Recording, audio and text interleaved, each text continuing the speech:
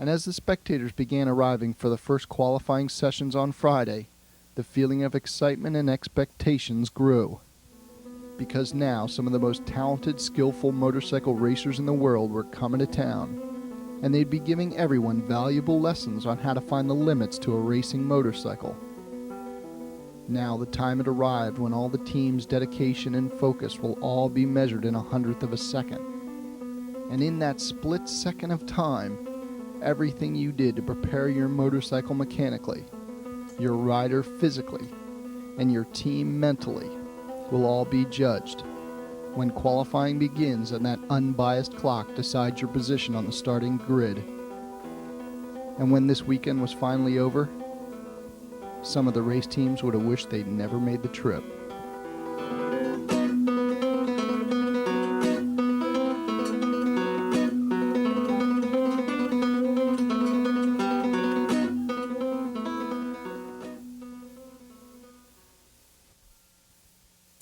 I arrived on Friday just in time to grab my gear and head out to the hot pits to watch the Vicky Jackson Bell race team in their first and only qualifying session of the day. And every time Vicky would pass by, Tony would record her new lap times and the fastest racers' times on the board. And as lap after lap was recorded, the times got faster and faster. Until when the final time was recorded, Vicky and Tony would find out that out of a field of 47 other riders, they would qualify 7th. This was good, but they would still have one more chance to do better.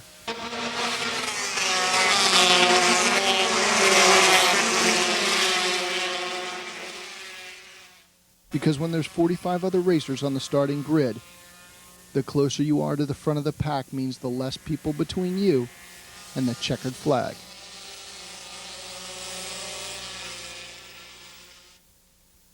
Except Saturday morning's qualifying session was delayed due to the fog. And as the time ticked by, the racers and safety crews waited for the race officials to open the track. It was at this point that Tony Bell would make one of the smartest decisions of the weekend and would give his race team the advantage that they were looking for.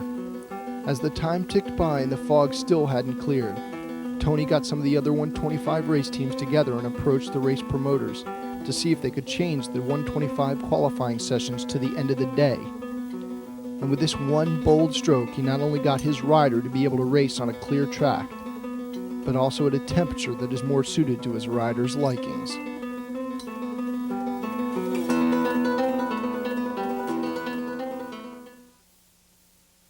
I like it to be around between 90 and 100, not over 100, but everything I ever injured in motocross, when it's warm, everything works, your body works. When it's cold, I have problems getting on and off the bike and getting everything moving. So I quite enjoy it. I like the heat.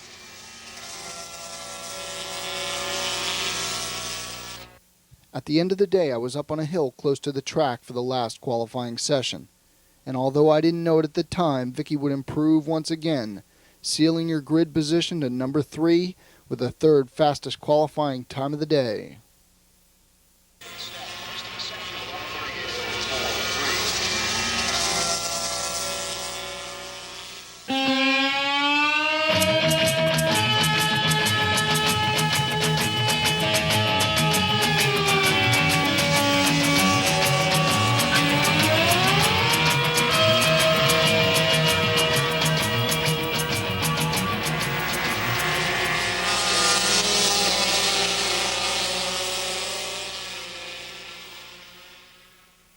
And as twilight descended over the Salinas Hills, an unfamiliar calm settled over the track.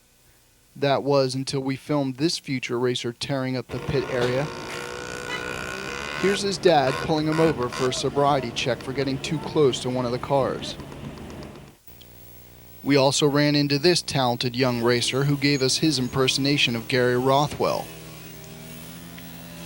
Boy, it sure wouldn't be hard for security to figure out who was laying all the donuts in the pit areas on Saturday night.